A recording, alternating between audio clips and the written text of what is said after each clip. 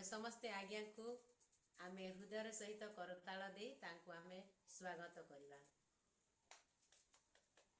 Praise the Lord. प्रभुଙ୍କର धन्यवाद हो। आज प्रभु महान अटंती ଆଉ ଆଜିର ଦିନ ପ୍ରଭୁ ଆମମାନଙ୍କୁ ଦେଇଥିବା ହେତୁ ପ୍ରଭୁଙ୍କର ଧନ୍ୟବାଦ କରିବା।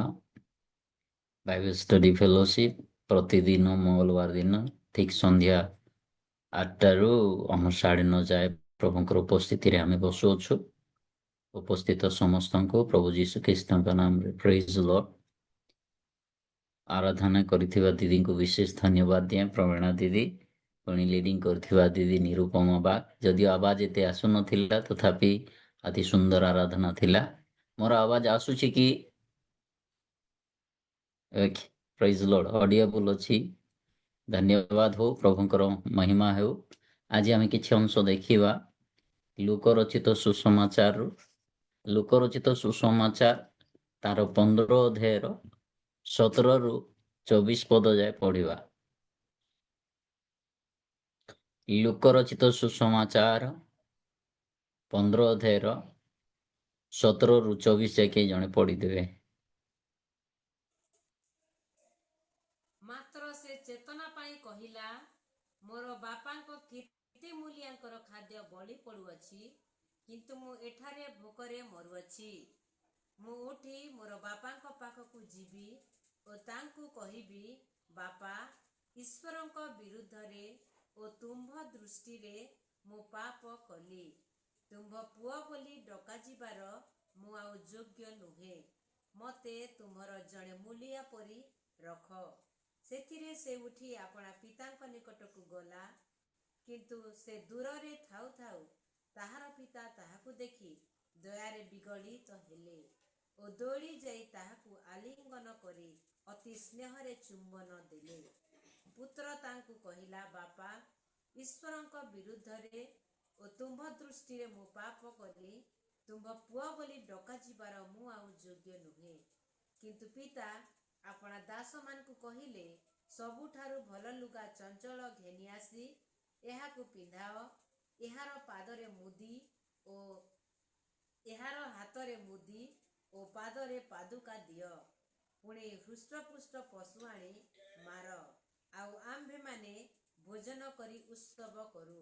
कारण मोहर एही पुआ मृत होइथिला, पुनर्बार बंचिला, हजी जाइथिला, आउ मिलिला। सेथिरे से माने उत्सव करिबाकु लागिले। आसंतु प्रार्थनार सहित बसिबा। प्रभु धन्यवाद दउछु। स्तुति महिमा गौरव प्रशंसा पाइबा परमेश्वर पुणी थरे सुंदर सुजोग देइछ।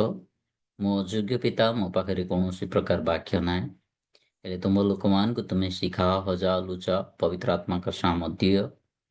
जदि मो अयोग्य तथापि प्रभु तुम कार्य मत कढ़ाई नियो। वाक्य द्वारा तुम्हें साहाय्य कर। उपस्थित समस्त को छोट विनती प्रिय प्रभु जीसु ख्रीष्ट के नाम मागुछु, आमेन। एथि आमे देखुछु पाखापाखि 5टी विषय मु आपण मानक पाखरे रखिबा पई चाहूछि। प्रति पदरे गुटे गुटे विषय लुकायित भाबरे अछि। आमे जानियोछु समस्ते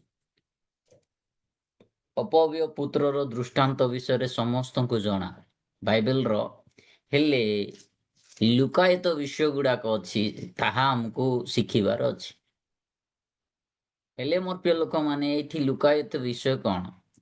जेतेले 17 पदरे कहा जाउछि, मात्र से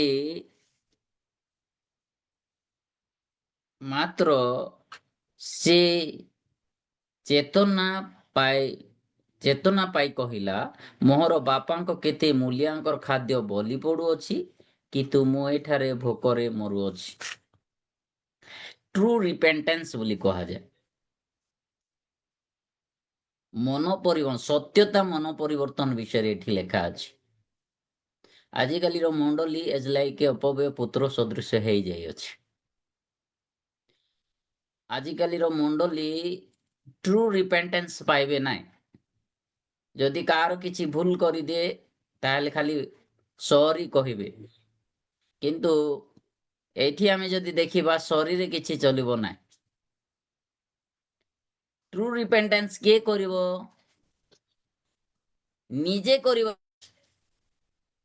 मोर प्रिय लोक माने रेकग्नाइज निजको रेकग्नाइज करवार छे फास्ट प्रथम विषय हला से कोन करूछि देखंतु से चेतना पाई कहला मो मोर बापांको केते मूल्यांकर खाद्य बलि पड़ुअछि किंतु मु एठारे भोकरे मरुअछि मु एठारे भोकरे मरुछि निजको से रेकग्नाइज कला मो बापारे कोन नाई ट्रू रिपेंटेंस रे प्रथम विषय हा अटे प्रत्येक मंडली मानकरे विश्वासी ठू आरंभ करी परमेश्वर को दास दासी माने कोन करिवे निजको चिन्हिबार अछि निजको जानिबार अछि कि प्रभु कोन आमान को करि अछंती मोर प्रिय लोक माने एठी जेते बेले आमे पढु अछु निजको चिन्हिबार अर्थ कोन रेकग्नाइज मु पांचोटी विषय आपण मान को पाखरे कहबी प्रथम विषय हाटे रेकग्नाइज इंग्लिश वर्ड रे टिके आर अछि सेति भाई मु इंग्लिश रे कहूची ताको उड़िया रे आपण माने उड़िया रे भी कहबी प्रथम हला रेकग्नाइज निजको चिन्हिबा द्वितीय हला रिपेंट मन परिवर्तन करिबा तृतीय हला रिटर्न फेरी आसीबा चतुर्थ विषय हला रेस्टोर आउ थरे प्रभु फेराई देबे पंचम रे रिजॉइस जदि ए पांचोटी विषय आम पाखरे अछि ताहेले आमे ट्रू रिपेंटेंस करियछु मन परिवर्तन करियछु आ जदि मन परिवर्तन ए पर्यंत पांचोटी विषय जदि नाइ ताहेले जाय आमे मन परिवर्तन करि नाइ हेले मो प्रिय लोक माने मन परिवर्तन कहिले कोन मन परिवर्तन कहले निजर कार्य को छाड़ी परमेश्वर को अधिक समय व्यतीत करबा परमेश्वर को फेलोशिप रे रहिबा पापमय जीवन को त्याग करी ख्रीष्टन को सहभागिता रे आसीबा मंद अभ्यास गुड़ा को परित्याग करी ख्रीष्टन को सहित लागी रहिबा ताहा को कहा जाए ट्रू रिपेंटेंस हेले मोर प्रिय लोक माने एठी जेते बेले आमे देखुछु परमेश्वर को धन्यवाद हो आज आम मान को प्रभु एक सुंदर समय देइछंती प्रथम विषय ला निजको चिन्हिबा हेले प्रथम रे लोक एई लोक अध्याय रे जेते बेले आमे पढुछु अपव्य पुत्र विषय रे से बापा को कोन कहले से कहले बापा संपत्ति रे जो भाग मो बांट रे पढुछि ताहा मते देई दियो सेतिरे से आपण सर्वस्व सेमान को बांटी देला पर कोन होछि अल्प दिन उतारे सान पुओ सब एकाठी करी दूर देश को पले जाउछि तार अर्थ कोन परमेश्वर गोटू दूर को पले जाउछि दूर देश को जदि जीव परमेश्वर गोटू जदि दूर को जीव ताले से प्रार्थना करिवो कि वर्शिप रे जीव कि बाइबल पढिबो कि प्रथम रे अति सुंदर बाइबल पढुथिला प्रथम रे अति सुंदर परमेश्वर को सहित संगति थिला एवं मंडली को मध्य जाउथिला एबे जो दिन ठू से तार बापा को छाड़ी देइछि सेई दिन ठू प्रार्थना भी नाई आराधना भी नाई बाइबल पढ़िबा भी नाई कौनसी संगति कहा संगरे नाई केमिति यांकर जीवन चालू अछि वाक्य रे एहा लेखा जाए कि आपणार संपत्ति को से उड़ेई देला देखो आमे देखुछु कि एई लोक निजको चिन्हि पारला नाई जदिओ प्रथम रे मंडली रे थिला आजिकाली अनेक लोक माने आपण माने पाइबे एमिति लोक बहुत लोक अछंती एज लाइक अपव्य पुत्र निजको चिन्हिबार अछि चौदिन से चिन्हेला से कहूची मो बापा पाखକୁ ଯିବି से कहूची मो एठारे भोकरे मरु अछि से कहूची मो बापा पाखरे मूल्यांकर खाद्य बलि पड़ू अछि आउ रेकग्नाइज करबा को कोन करा जाउथिला बाइबल रो अनेक विषय मु आपण मान को पाखरे जदी रखिबी ए रेकग्नाइज विषय कि निजको चिन्हिबार विषय, निज पाप को चिन्हिबा, निजर जीवन को चिन्हिबा। मोर प्रिय लोक माने आज अनेक लोक निजको चिन्हि पारि नांती, जदिओ प्रभु को जानी अछंती हेले निजको से माने जानी पारि नांती। जदि आमे गीत संहिता दाऊदଙ୍କ विषय देखो, गीत संहिता 51 4 और 5 पद को देखो।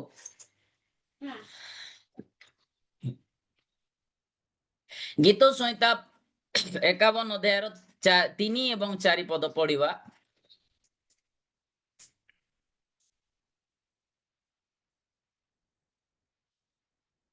के जण पढ़िबे? कारण मु अपना अधर्म स्वीकार करूअछि ओ हम्म मो पाप सर्वदा मो सम्मुखरे अछि। मु तुम्भ विरुद्धरे केवल तुम्भ विरुद्धरे पाप करिअछि आउ तुम्भ दृष्टिरे जाहा मद ताहा ही करिअछि। देखंतु तुम्भे कण दाऊद कहि जदिओ राजा थिले तथापि से कहउछंती मो पाप को से स्वीकार करूअछंती। जदिओ से राजा थिले तथापि I made a small mistake, मो गोटे छोट मिस्टेक आई हैव सीन, मो पाप करिअछि। से निजको कहउछंती मो पापी बोली निजको स्वीकार करूछंती। आज आपण आउ मु जे पर्यंत निजको स्वीकार करिबा नाय हमर जे कोनोसी अनुताप मध्ये कार्यकारी करिबो नाय। सेति पाए निजको स्वीकार करिवार आवश्यक अछि। प्रथम विषय हला निजको चिन्हिबा कि मो जणे पापी अटे। निजर कार्य को चिन्हिबा कि मो जणे पापी अटे। मो को प्रकार कार्य रे बेसी समय व्यतीत रहउछि, मो को समय परमेश्वर को सहित व्यतीत करूअछि। एठी से निजे प्रस्तुत हेले परमेश्वर को पाख को जीवा पाए। से कहले मो गोटे से कहउछंती से अपव्य पुत्र निजे कहउछंती कि मो गलत जगह रे अछि। आउ से निज घर को मने पकोछंती आ कहउछंती I need to go back, मते फेरी जीवा को पड़बो। मोर प्रिय लोक माने आज आमे देखुछु प्रथम विषय हेला निजको चिन्हिबार। द्वितीय विषय आमे पढ़िबा जेतेबेले लोकरचित सुसमाचार तार 15 अध्यायर से 18 पद को जदि पढ़िबा, 18 पद रे कोन लिखा अछि? मो उठी मोर बापांको पाखको जीवी ओ तांको कहिबी बापा ईश्वरको विरुद्ध रे ओ तुम दृष्टि रे मो पाप कली। रिपेंट करूछंती। प्रथम विषय निजको चिन्हिबा, द्वितीय विषय है रिपेंट करिबा। बाइबल रे रिपेंट करिबा बहुत बड़ वर्ड अटे। बाइबल रे रिपेंट विषय अर्थात अनुताप करिबा विषय आरंभ रु शेष जाए बहुत बड़ वर्ड अछि। आउ एठी से कहउछंती जदि हमें रिपेंट विषय रे यानी अनुताप विषय रे जदि देखिबा प्रेरित 3 अध्याय 19 पद को पढ़ो। प्रेरित 3 अध्याय 19 पद रे पढ़िबा ताहेले लिखा जाए, के जन पढ़ंतु।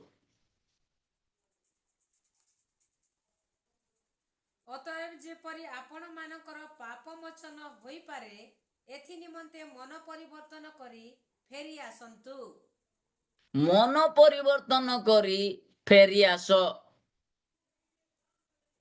एई रिपेंट अति जरूरी अटे। मन परिवर्तन करिबा बहुत जरूरी विषय अटे। से जदि तांको कार्य रे व्यस्तता रही जाई थांती, परमेश्वर को तो दूर रे रही जाय थांती, निजो को चिन्हि पारि न थांती कि मो किए, मो छी ईश्वर को पुत्र और मते जानिबार अछि। एति पई साधु पावल कहंती जदि एवरी तार 6 अध्याय को जदि पढ़िबा 1 पद रे लिखा जाए, एवरी तार 6 अध्यायर 1 पद रे पुणी थरे लिखा जाए। हमरो आमे देखियोछु 6 अध्याय 1 पद रे कि आमे को प्रकार भावरे मृत कर्मरु मन परिवर्तन करिबा एवं ईश्वरଙ୍କ ठारे विश्वास करिबा। काहे कि एमती लिखा जाई अछि?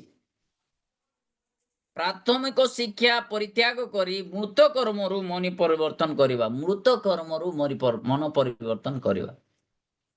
କାହିଁକି ଏମିତି ଲେଖାଗଲା? ସାଧୁ ପାଉଲ ଏଭ୍ରି ମଣ୍ଡଳୀକୁ ଶିକ୍ଷା ଦେବା ପାଇଁ ଚାହୁଁଥିଲେ। ଏମାନେ ମଣ୍ଡଳୀକୁ ଆସୁଥିଲେ, ଏମାନେ ମଣ୍ଡଳୀରେ ଉପସ୍ଥିତ ହେଉଥିଲେ, ହେଲେ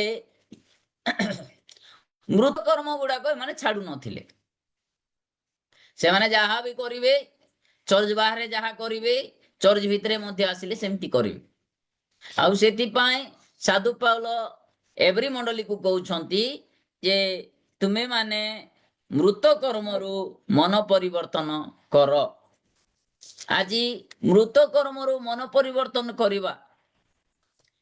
ମୋର ପ୍ରିୟ ଲୋକମାନେ, ମୃତ କର୍ମରୁ ମନ ପରିବର୍ତ୍ତନ କରିବା ଦୁଇଟି କାମ ସବୁବେଳେ ହେଇଥାଏ। ଆପଣ ମାନେ ଆଉ ମୁଁ ଯେତେବେଳେ ଈଶ୍ୱରଙ୍କ ନିକଟରେ ଅଛୁ, ଗୋଟେ ହେଲା ଗୁଡ ୱାର୍କସ, ଆଉ ଗୋଟେ ହେଲା ବ୍ୟାଡ ୱାର୍କସ, ଆଉ ଗୋଟେ ୱିକେଟ ୱାର୍କସ। ଦେଖନ୍ତୁ, ଗୁଡ ୱାର୍କସ ଉତ୍ତମ କାର୍ଯ୍ୟ, ଆଉ ଗୋଟେ ୱିକେଟ ୱାର୍କସ ମନ୍ଦ କାର୍ଯ୍ୟ, ଆଉ ଗୋଟେ ଅଛି ଡେଡ ୱାର୍କସ ମୃତ କାର୍ଯ୍ୟ। ଆମେ ଏଇ ସବୁକୁ ଜାଣିବାକୁ ହେଲେ ଆମମାନଙ୍କୁ ଜାଣିବାକୁ ପଡିବ ଯେ ଆମେ ମନ ପରିବର୍ତ୍ତନ କୋଉଠୁ କରିବା। କିନ୍ତୁ ସାଧୁ ପାଉଲ କହୁଛନ୍ତି ଯେ ତୁମେ ମୃତ କର୍ମରୁ ମନ ପରିବର୍ତ୍ତନ କର, ଆଉ ଈଶ୍ୱରଙ୍କ ଠାରେ ବିଶ୍ୱାସ କର।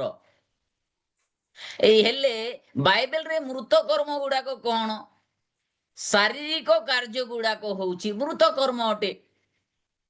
ଯଦି ଶରୀରର କାର୍ଯ୍ୟ ଗୁଡାକ ଦେଖିବା, ବହୁତ ଗୁଡାଏ ଅଛି, ଆପଣ ମାନେ ସମସ୍ତେ ଜାଣନ୍ତି। ହେଲେ ଯେତେବେଳେ ଆମେ ଅପବ୍ୟ ପୁତ୍ରକୁ ଦେଖୁଅଛୁ, ସେ ମନ ପରିବର୍ତ୍ତନ କରି ତାଙ୍କ ବାପା ପାଖକୁ ଫେରି ଆସିବା ପାଇଁ ଚାହୁଁଛନ୍ତି। ପ୍ରଥମରେ ସେ ନିଜକୁ ରେକଗ୍ନାଇଜ କଲେ, ଦ୍ୱିତୀୟରେ ସେ ମନ ପରିବର୍ତ୍ତନ କରୁଅଛନ୍ତି, ନିଜ ପାପକୁ ସ୍ୱୀକାର କରୁଅଛନ୍ତି। ହେଲେ ମୋର ପ୍ରିୟ ଲୋକମାନେ, ଯେତେବେଳେ ମୁଁ ଆପଣମାନଙ୍କୁ କହୁଥିଲି ୱିକେଟ ୱାର୍କସ, ଡେଡ ୱାର୍କସ ଏବଂ ଆଉ ଗୋଟେ ଗୁଡ ୱାର୍କସ। ଗୁଡ ୱାର୍କସ କାହାକୁ କହିବା? ଗୀତ ସଂହିତା ତାର 14 ଅଧ୍ୟାୟର 1 ରୁ 3 ପଦ ଯାଏ ଯଦି ପଢିବା, ମାଥିଉ ରଚିତ ସୁସମାଚାରରେ ପୁଣି ପଢିବା 5 ଅଧ୍ୟାୟର 16 ପଦ ପଢିବା, ସେଇଠି ଆମେ ଗୁଡ ୱାର୍କସ ବିଷୟରେ ଦେଖିବା।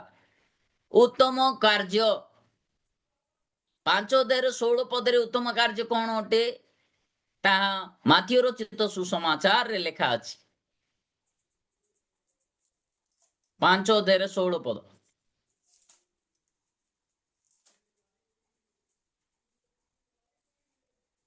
ସେହି ପ୍ରକାରେ ତୁମ୍ଭମାନଙ୍କର ଆଲୋକ ଲୋକଙ୍କ ସାକ୍ଷାତରେ ପ୍ରକାଶ ପାଉ, ଯେପରି ସେମାନେ ତୁମ୍ଭମାନଙ୍କ ସତ୍କର୍ମ ଦେଖି ତୁମ୍ଭମାନଙ୍କ ସ୍ୱର୍ଗସ୍ଥ ପିତାଙ୍କର ମହିମା କୀର୍ତ୍ତନ କରିବେ।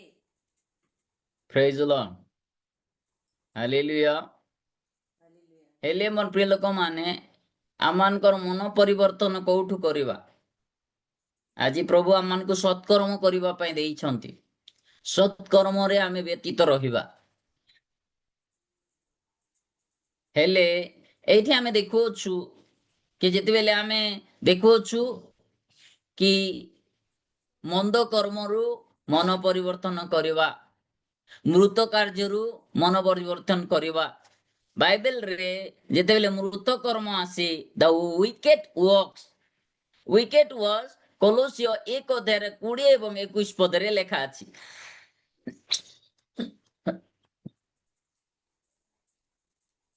କଲୋସିୟ 1 ଅଧ୍ୟାୟର 20 ଏବଂ 21 ପଦରେ ମୃତ କର୍ମ ବିଷୟରେ ଲେଖା ଅଛି। ପୁଣି ତାହାଙ୍କର କ୍ରୁଶର ରକ୍ତରେ ସେ ଶାନ୍ତି ସ୍ଥାପନ କରି ତାହାଙ୍କ ଦ୍ୱାରା ଆପଣା ସହିତ ସମସ୍ତର ମିଳନ କରନ୍ତି। ହଁ, ତାହାଙ୍କ ଦ୍ୱାରା ପୃଥିବୀ ବା ସ୍ୱର୍ଗରେ ସ୍ଥିତ ସମସ୍ତ ବିଷୟରେ ମିଳନ କରନ୍ତି।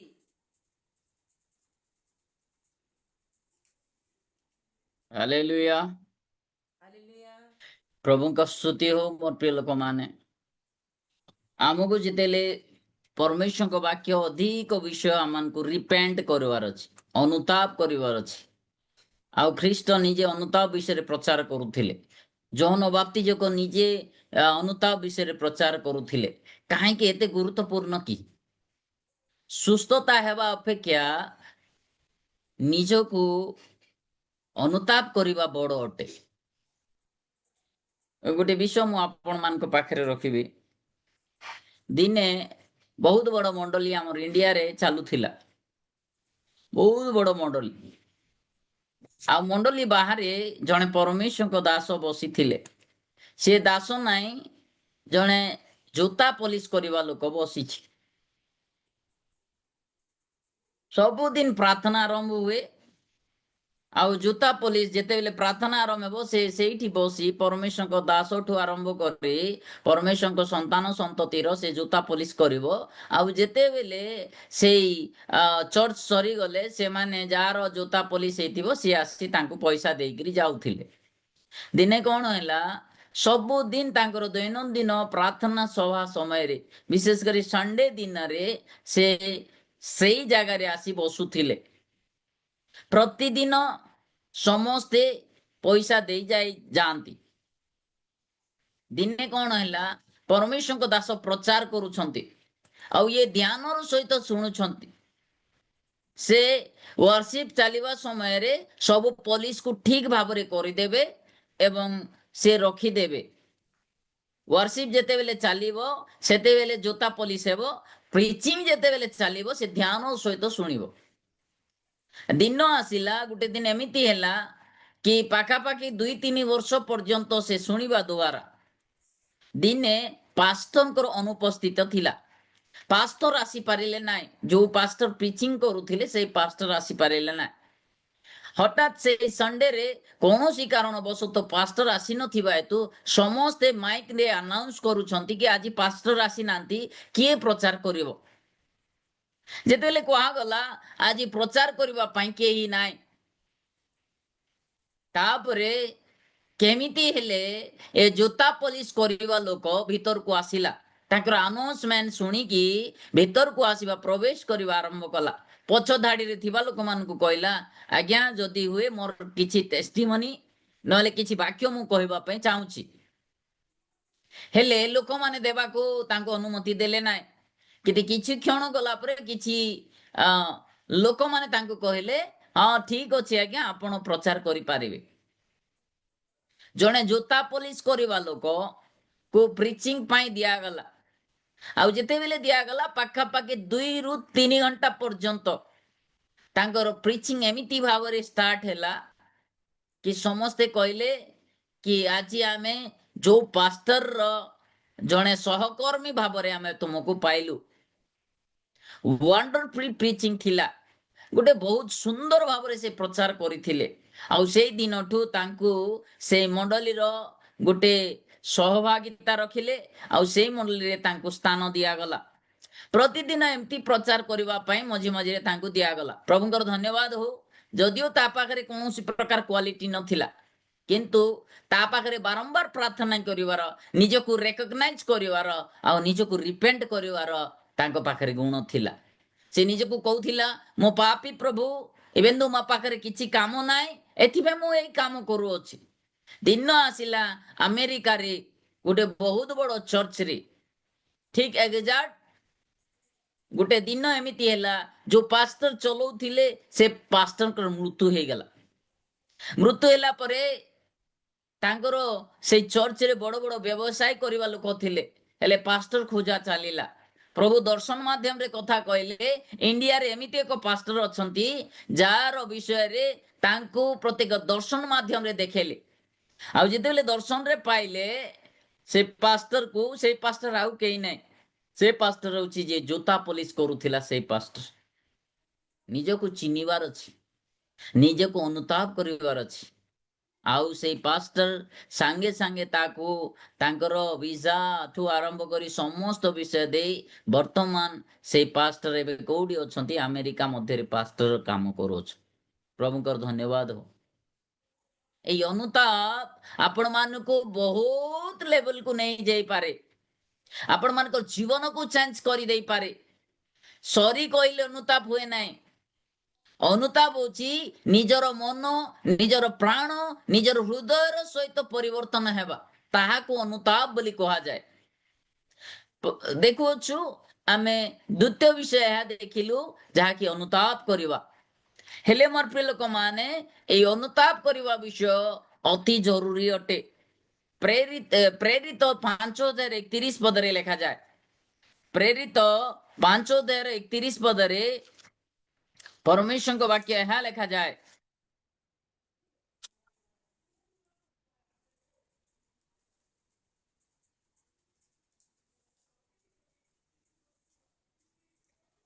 ସେ ଯେପରି ଇସ୍ରାଏଲକୁ ମନ ପରିବର୍ତ୍ତନ ଓ ପାପ କ୍ଷମା ଦାନ କରନ୍ତି, ଏଥି ନିମନ୍ତେ ଈଶ୍ୱର ଆପଣା ଦକ୍ଷିଣ ହସ୍ତ ଦ୍ୱାରା ତାହାଙ୍କୁ ଅଧିପତି ଓ କର୍ତ୍ତାପଣ ସ୍ୱରୂପେ ଉନ୍ନତ କରିଅଛନ୍ତି। Praise the Lord। ଅନୁତାପ କଣ କରିପାରେ? ଅନୁତାପ ଆପଣ ମାନଙ୍କର ଜୀବନ, ମୋର ଜୀବନରେ ଯଦି ଅନୁତାପ ରହେ, ତାହେଲେ ପାପ କ୍ଷମା ଦାନ କରନ୍ତି।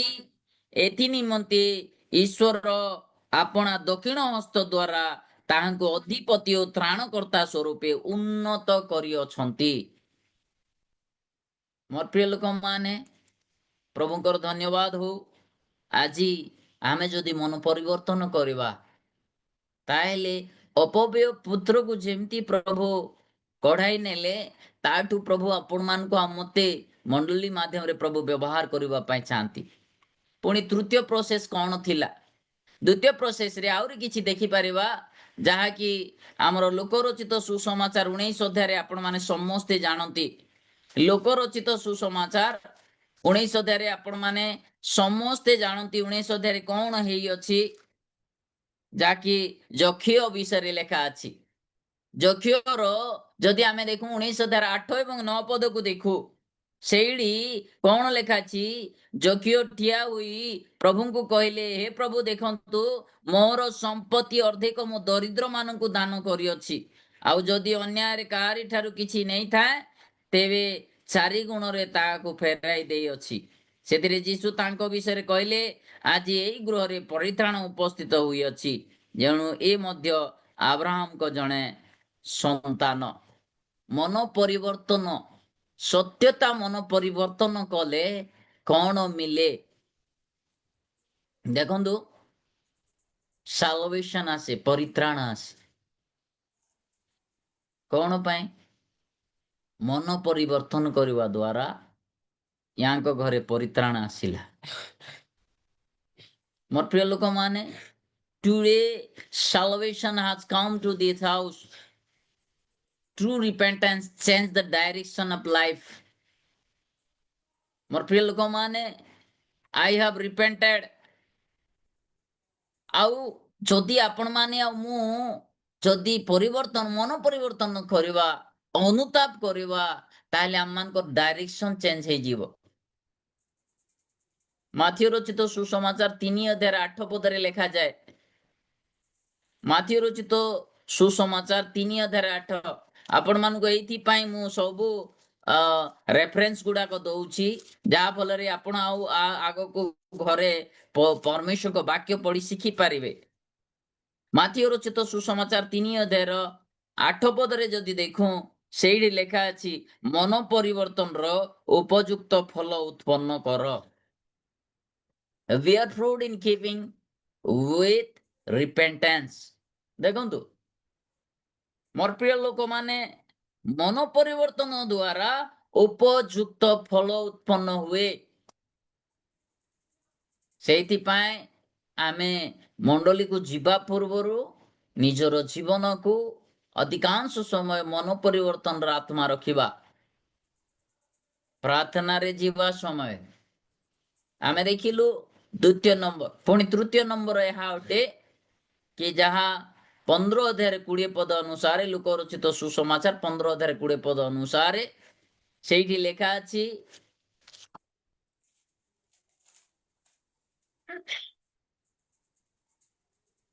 ସେଥିରେ ସେ ଉଠି ଆପଣା ପିତାଙ୍କ ନିକଟକୁ ଗଲା, କିନ୍ତୁ ସେ ଦୂରରେ ଥାଇ ଥାଉ ଥାଉ ତାହାର ପିତା ତାହାଙ୍କୁ ଦେଖି ଦୟାରେ ବିଗଳିତ ହେଲେ, ଦୌଡ଼ି ଯାଇ ତାଙ୍କୁ ଆଲିଙ୍ଗନ କରି ଅତି ସ୍ନେହରେ ଚୁମ୍ବନ ଦେଲେ।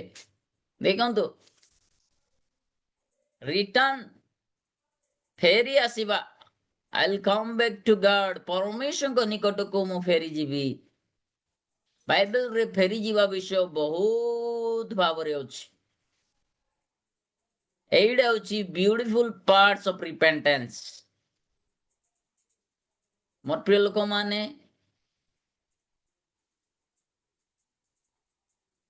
ସେ ନିଜ ଘରକୁ ଫେରି ଆସିଛନ୍ତି। ଆଉ ଏହା ହୋସିଅ 14:1 ପଦରେ ଯଦି ଦେଖିବା, ଅତି ସୁନ୍ଦର ଲେଖା ଅଛି। ପ୍ରଭୁ କୁହନ୍ତି, ହୋସିଅ 14:1 ପଦରେ କୁହାଯାଏ, ଫେରି ଆସ। କେମିତି ଫେରି ଆସିବା?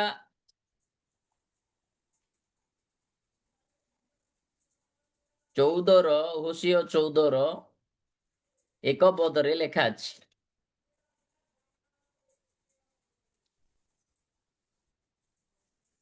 ହେ ଇସ୍ରାଏଲ, ତୁମ୍ଭେ ସଦାପ୍ରଭୁ ତୁମ୍ଭ ପରମେଶ୍ୱରଙ୍କ ନିକଟକୁ ଫେରି ଆସ, କାରଣ ତୁମ୍ଭେ ଆପଣା ଅଧର୍ମରେ ପତିତ ହୋଇଅଛ। ହେ ତୁମେ ସଦାପ୍ରଭୁ ତୁମ ପରମେଶ୍ୱର ନିକଟକୁ ଫେରି ଆସ, କାରଣ ତୁମେ ଆପଣା ଅଧର୍ମରେ ପତିତ ହୋଇଅଛ। ଦେଖନ୍ତୁ, ଅଧର୍ମରେ ଆପଣମାନେ ହେଇଥାଇପାରେ, ମୁଁ ଆପଣମାନେ ବହୁତ ଦୂରରେ ଅଛୁ। ଆମେ ଗୀତ ଗାଉଛୁ ସତ, ଆମେ ପ୍ରିଚିଂ କରୁଛୁ ସତ, ଆମେ ୱର୍ସିପ ବି କରୁଛୁ ସତ। ଯଦି ଆମ ପାଖରେ ସବୁ ଗୁଣ ଅଛି, ଯଦି ଆମ ପାଖରେ ରିପେଣ୍ଟେନ୍ସ ନାହିଁ, ପ୍ରଭୁଙ୍କ ପାଖକୁ ଫେରି ଆସିବା ଗୁଣ ଯଦି ନାହିଁ, ତାହେଲେ ଏଇ ସବୁ ବୃଥା ଅଟେ। ପରମେଶ୍ୱରଙ୍କ ଲୋକମାନେ ଅଧିକ ସମୟ ବ୍ୟତୀତ କରିବା ବହୁତ ଭଲ। ପରମେଶ୍ୱରଙ୍କ ବାକ୍ୟ ବି ଶୁଣିବା ବହୁତ ଭଲ। ଯଦି ଆମେ ରିପେଣ୍ଟେନ୍ସର ସହିତ ଆସୁଅଛୁ, ପ୍ରଭୁଙ୍କୁ କ୍ଷମା ମାଗୁଅଛୁ, ତାହେଲେ ସମସ୍ତ ବିଷୟରେ ପ୍ରଭୁ ଆମମାନଙ୍କୁ କ୍ଷମା କରିବେ। ପ୍ରଥମ ଜୋନ 1:9 ପଦରେ ଲେଖାଯାଏ, ପ୍ରଥମ ଜୋନ 1:9 ପଦରେ ଲେଖାଯାଏ, ମୋର ପ୍ରିୟ ଲୋକମାନେ, ପ୍ରଭୁଙ୍କ ବାକ୍ୟ ଏହା କୁହେ। ମୁଁ ଆପଣମାନଙ୍କୁ ବହୁତ ଗୁଡାଏ ବାକ୍ୟ ଦେବା ପାଇଁ ଚାହୁଁନାହିଁ, କିନ୍ତୁ ଆପଣମାନେ ଯଦି ୱାନ୍ସ ଶିଖିଯିବେ, ରିପେଣ୍ଟାନ୍ସର ଆତ୍ମା ଆମ ପାଖରେ ରହିବ। ଯଦି ଆମ୍ଭେମାନେ ଆପଣା ପାପ ସ୍ୱୀକାର କରୁ, ତେବେ ସେ ଆମ୍ଭମାନଙ୍କର ପାପ କ୍ଷମା କରିବାକୁ ଓ ସମସ୍ତ ଅଧର୍ମରୁ ଆମମାନଙ୍କୁ ପରିଷ୍କାର କରିବାକୁ ବିଶ୍ୱସ୍ତ ଓ ନ୍ୟାୟବାନ ଅଟନ୍ତି। ପ୍ରଭୁଙ୍କ ସ୍ତୁତି ହଉ। ମୋର ପ୍ରିୟ ଲୋକ, ଆଜି ଆମେ ପ୍ରଭୁଙ୍କ ପାଖକୁ ଫେରିବା। ଯଦି ଫେରୁ, ତାହେଲେ ଚତୁର୍ଥ ନମ୍ବରରେ କଣ ମିଳିବ? କଣ ମିଳିବ? ପ୍ରଭୁ ଆମମାନଙ୍କୁ ସମସ୍ତ ବିଷୟ ଫେରାଇ ଦେବେ। ଲୋକରଚିତ ସୁସମାଚାରରେ ଆମେ ଦେଖିବା ପ୍ରଭୁ କେମିତି ଫେରାଇ ଦିଅନ୍ତି। ପ୍ରଭୁ କେମିତି ଫେରାନ୍ତି? ଯେତେବେଳେ ଆମେ ପଢୁଅଛୁ ସେଇ ଲୋକରଚିତ ସୁସମାଚାରରେ ଆମେ କାହାକୁ ଦେଖୁଅଛୁ? ସେଇ ଅପବ୍ୟ ପୁତ୍ରଙ୍କୁ ଟିକେ ଦେଖିବା। ଯାହା ଯାହା ଲସ୍ ହେଇଥିଲା ପୁଣି ଥରେ ଫେରି ପାଉଛନ୍ତି। ବାପାଙ୍କ ପ୍ରେମ ପାଉନଥିଲେ, ପଇସା ପତ୍ର ନେଇ ବାପାଙ୍କୁ ଧୋକା ଦେଇ ଭାଗି ଯାଇଥିଲେ, ତାଙ୍କର ଖାଇବାର ପିଇବାର ସବୁ ସମସ୍ୟା ହେଇଗଲା। ପୁଣି ଯେତେବେଳେ ସେ ଫେରି ଆସୁଅଛନ୍ତି, ଆମର 20 ପଦରେ 21 ପଦ ଯଦି ପଢିବା, ପୁତ୍ର ତାକୁ କହିଲା, ବାପା ଈଶ୍ୱରଙ୍କ ବିରୁଦ୍ଧରେ ଓ ତୁମ୍ଭ ଦୃଷ୍ଟିରେ ମୁଁ ପାପ କଲି, ତୁମ୍ଭ ପୁଅ ବୋଲି ଡକାଯିବାର ମୁଁ ଆଉ ଯୋଗ୍ୟ ନୁହେଁ। ତମର ପୁଅ ଆଉ ହେଇପାରିବି ନାହିଁ, ଯେହେତୁ ମୁଁ ଭୁଲ କରିଅଛି। ନିଜ ଭୁଲକୁ ସ୍ୱୀକାର କଲା। ଯେତେବେଳେ ସ୍ୱୀକାର କଲା, 22 ପଦ ଅନୁସାରେ ତାଙ୍କ ବାପା କଣ କରିଛନ୍ତି ଦେଖନ୍ତୁ।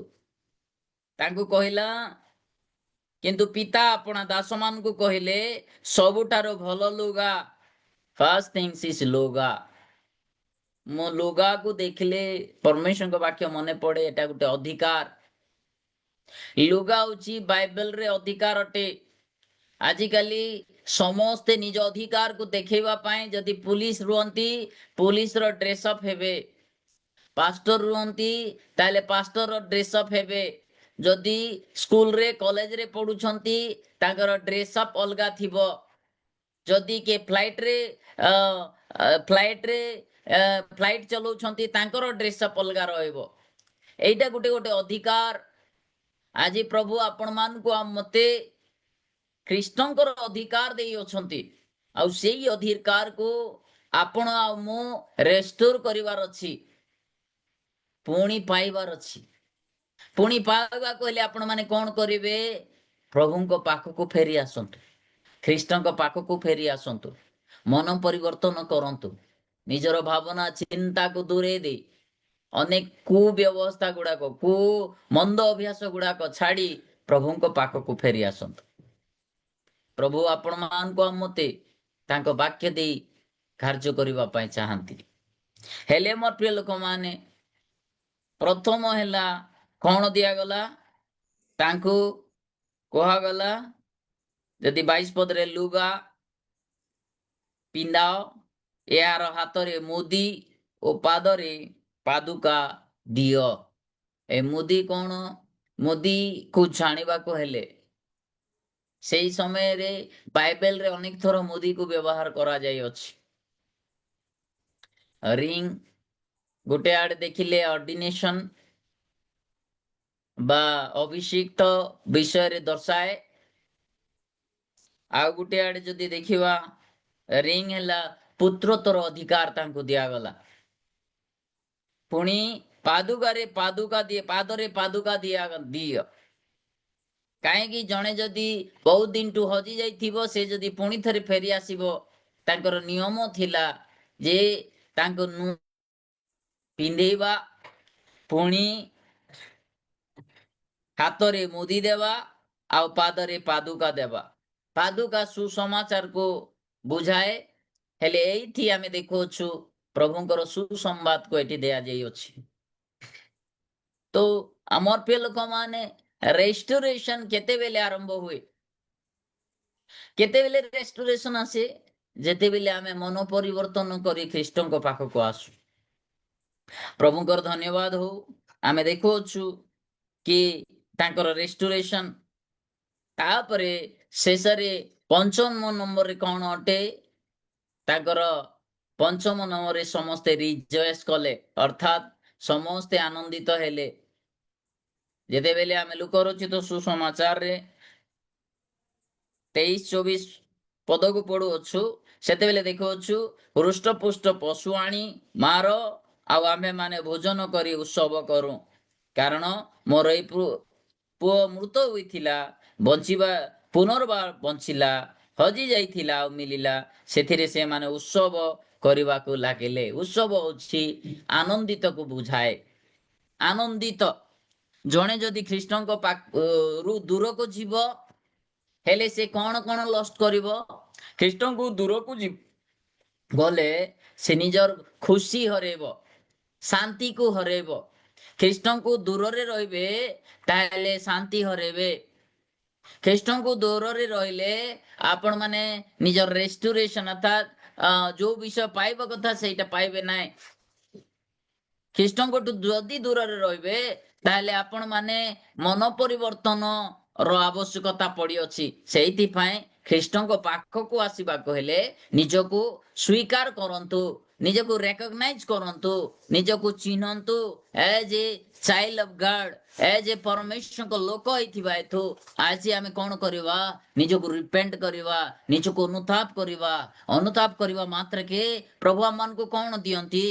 ଆମେ ପୁଣି ଥରେ ଫେରି ଆସିବା। ଆମର ପୁଣି ଥରେ କୋଉଠୁ ଫେରି ଆସିବା? ଆମମାନଙ୍କର କାର୍ଯ୍ୟ କ୍ଷେତ୍ରରୁ, ଆମମାନଙ୍କର ଅନେକ ପ୍ରକାର କର୍ମ କ୍ଷେତ୍ରରୁ, ଆମମାନଙ୍କର ଯେକୌଣସି ସମୟ ଅତି ବ୍ୟତୀତ କରୁଅଛୁ ସେଇଠୁ ଆମେ ଫେରି ଆସି ଖ୍ରୀଷ୍ଟଙ୍କ ପାଖକୁ ଆସିବା। ତାପରେ ଖ୍ରୀଷ୍ଟଙ୍କ ପାଖକୁ ଆସିଲେ ଆମମାନଙ୍କର ଯାହା ହଜି ଯାଇଅଛି ପୁଣି ଥରେ ଆମେ ପାଇପାରିବା। ମୋର ପ୍ରିୟ ଲୋକମାନେ, ଏ ହଜି ଯାଇଥିବା ବିଷୟ ପୁଣି ଥରେ ପାଇବାର ଅର୍ଥ କଣ ଅଟେ? ଆପଣ ମାନେ ସମସ୍ତେ ଦାଉଦଙ୍କୁ ଜାଣନ୍ତି। ଦିନେ ଏମିତି ହେଲା ଆମେଲିକାଇଟ୍ସ ର ଲୋକମାନେ ଆସିଲେ ଏବଂ ସବୁ ହଡପ କରିଦେଲେ। ତାଙ୍କୁ ତାଙ୍କର ସ୍ତ୍ରୀ, ତାଙ୍କର ପୁଅ, ତାଙ୍କର ଯେତେ ଜଣ ଥିଲେ ସମସ୍ତଙ୍କୁ ଏମାନେ ବାନ୍ଧିକିରି ନେଇଗଲେ। ବାନ୍ଧିକିରି ନେଇଗଲା ପରେ ତାପରେ ଜାଣିଲେ, ଦାଉଦ ଯେତେବେଳେ ଜାଣିଲେ ପୁଣି ଥରେ ଦାଉଦ ସେମାନଙ୍କୁ ଫେରେଇ ଆଣିଲେ। ମୋର ପ୍ରିୟ ଲୋକମାନେ, ସେଇଟା କୁହାଯାଏ ରେଷ୍ଟୋରେସନ। ଆଉ ରେଷ୍ଟୋରେସନ କହିଲେ କଣ? ଆପଣ ମାନେ ଦ୍ଵିତୀୟ ରାଜାବଲୀକୁ ଯଦି ଯିବା, ଦ୍ଵିତୀୟ ରାଜାବଲୀରେ ଗୋଟେ ବିଷୟ ଅଛି। ମୋର ପ୍ରିୟ ଲୋକମାନେ, ସୁନେମିଆକୁ ଆପଣ ମାନେ ସମସ୍ତେ ଜାଣନ୍ତି। ଦ୍ଵିତୀୟ ରାଜାବଲୀ ତାର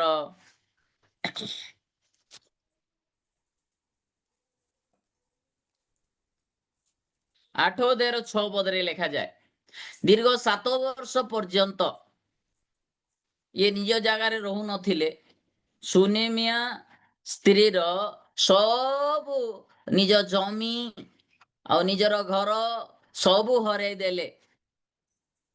ହେଲେ ମୋର ପ୍ରିୟ ଲୋକମାନେ, ହରେଇ ଦେଇଥିବା ହେତୁ ଦୀର୍ଘ 7 ବର୍ଷ ପର୍ଯ୍ୟନ୍ତ ସିଏ ଗୋଟେ ଅଲଗା ଜାଗାରେ ରହୁଥିଲେ। ଆଉ ସେ ଜାଗାର ନାଁ ମଧ୍ୟ ଏଠି ମେନସନ ଅଛି। ମହା ଦୁର୍ଭିକ୍ଷ ହେଇଥିବା ହେତୁ ବର୍ତ୍ତମାନ ସେ ତାଙ୍କ ନିଜ ଘରରେ ରହୁନଥିଲେ। 7 ବର୍ଷ ପର୍ଯ୍ୟନ୍ତ ଆମେ ଏକ ପଦକୁ ଯଦି ପଢିବା, ସେ ସେଠାରେ ନ ରହି 7 ବର୍ଷ ପର୍ଯ୍ୟନ୍ତ ପୁଣି ଥରେ ସେ ପାଲେଷ୍ଟିଆନ ମାନଙ୍କ ମଧ୍ୟରେ ରହୁଥିଲେ। ପୁଣି ଥରେ ସେ ଫେରି ଆସୁଅଛନ୍ତି। ଆଉ ନିଜ ଜାଗାକୁ ଯେତେବେଳେ ଫେରି ଆସୁଛନ୍ତି, ଦେଖିଲେ ଯେ ତାଙ୍କର କିଛି ନାହିଁ।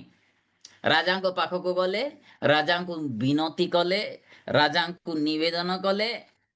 ମୋ ପ୍ରିୟ ଲୋକମାନେ, ଲେଖାଯାଏ ଯଦି 3 ପଦକୁ ପଢିବା, 8 ଅଧ୍ୟାୟରେ 3 ପଦକୁ ପଢିବା, 7 ବର୍ଷ ଶେଷରେ ସେ ସ୍ତ୍ରୀ ପାଲେଷ୍ଟିଆନ ମାନଙ୍କ ଦେଶରୁ ଫେରି ଆସିଲା। ପାଲେଷ୍ଟିଆନ ମାନଙ୍କ ସହିତ ରହୁଥିଲେ, ବର୍ତ୍ତମାନ ନିଜ ଜାଗାକୁ ଫେରି ଆସି ଅଛନ୍ତି। ଆଉ ଯେତେବେଳେ ସେ ଫେରି ଆସୁଛନ୍ତି, ଆପଣା ପରିବାର ସହିତ ଯାଇ ପାଲେଷ୍ଟିଆନ ମାନଙ୍କ ସେଇଠି ଆପଣା ଭୂମି ନିମନ୍ତେ ଗୁହାରି କରିବାକୁ ରାଜାଙ୍କ ନିକଟକୁ ଗଲା। ଦେଖନ୍ତୁ, ଗୁହାରି କରିବା, ଗୁହାରି ଅର୍ଥ ଏହା ଅଟେ ପ୍ରାର୍ଥନା କରିବା। ଗୁହାରିର ଅର୍ଥ ଏହା ଅଟେ ନିଜକୁ ଅନୁତାପ କରିବା। ଏଇଠି ଗୁହାରିର ଅର୍ଥ ଏହା ଅଟେ ଫେରି ଆସିବା। ଯେମିତି ଅପବ୍ୟ ପୁତ୍ରଙ୍କର ବ୍ୟବହାର, ସେମିତି ଏଇ ସୁନେମିଆ ସ୍ତ୍ରୀର ବ୍ୟବହାରକୁ ଟିକେ ଦେଖନ୍ତୁ। ଆଉ ଯେତେବେଳେ ସେ ଗୁହାରି କଲା, 6 ପଦରେ ଲେଖାଯାଏ, ତହୁଁ ରାଜା ସେଇ ସ୍ତ୍ରୀ କି ପଚାରନ୍ତେ ସେ ତାଙ୍କୁ ଜଣାଇଲା। ତହିଁରେ ରାଜା ତାହା ନିମନ୍ତେ ଏକ କର୍ମଚାରୀ କି ନିଯୁକ୍ତ କରି କହିଲେ, ଏହାର ଯେଉଁ ସର୍ବସ୍ୱ ଥିଲା ଓ ଯେଉଁ ଦିନ ସେ ଦେଶ ଛାଡ଼ିଲା, ସେଇ ଦିନଠାରୁ ଆଜି ପର୍ଯ୍ୟନ୍ତ ଏହାର କ୍ଷେତ୍ରାତ୍ପୂର୍ଣ୍ଣ ସମସ୍ତ ଫଳ ଏହାକୁ ଫେରାଇ ଦିଅ। ପ୍ରେଜ୍ ଲର୍ଡ। ଦେଖନ୍ତୁ, ହିସାବ ହେଲା 7 ବର୍ଷର ଯାହା ଯାହା ହଜି ଯାଇଥିଲା, ଯାହା ଯାହା ସେଇଠି କ୍ଷେତ୍ର ଉତ୍ପନ୍ନ ହେଇଥିଲା, ଦେଖନ୍ତୁ ତାର ହିସାବ କିତାବ କରିକି ରାଜା ସବୁ ବିଷୟ ଫେରାଇ ଦେଲେ। ଆଜି ଆପଣ ମାନଙ୍କୁ ଆଉ ମତେ ଖ୍ରୀଷ୍ଟଙ୍କ ନିକଟକୁ ଆସିବା, ତାହେଲେ ପ୍ରଭୁ ଫେରାଇ ଦେବେ। ତାପରେ ଶେଷରେ ଆମେ ଖ୍ରୀଷ୍ଟଙ୍କ ସହିତ ଆନନ୍ଦିତ ରହିବା। ପ୍ରଭୁ ଏ ବାକ୍ୟ ଦେଇ ଆମ ସମସ୍ତଙ୍କୁ ଆଶୀର୍ବାଦ କରନ୍ତୁ। ପ୍ରେଜ୍ ଦ ଲର୍ଡ।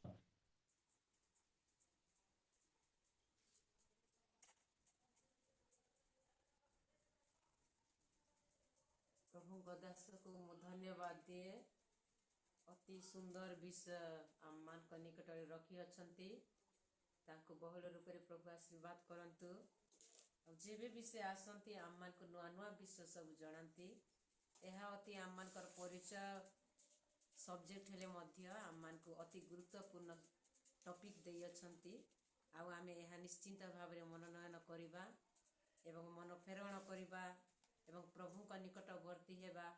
ପୁଣି ପ୍ରଭୁଙ୍କର ନିକଟରେ ଆମମାନେ ଗ୍ରହଣ ପାଇବା।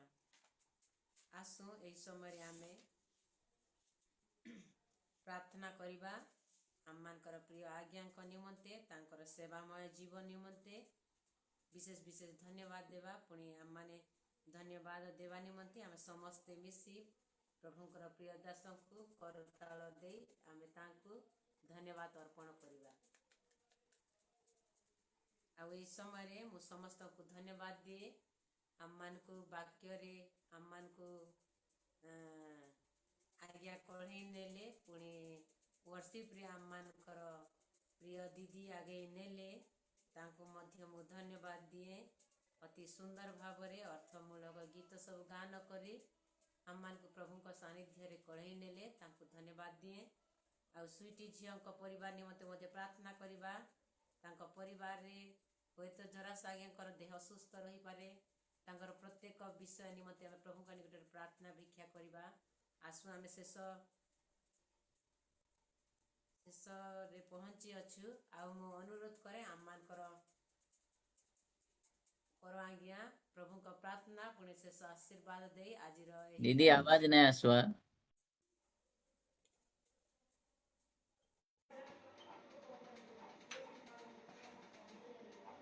ଏହି ସମୟରେ ମୁଁ କର ଆଜ୍ଞାକୁ ଅନୁରୋଧ କରେ।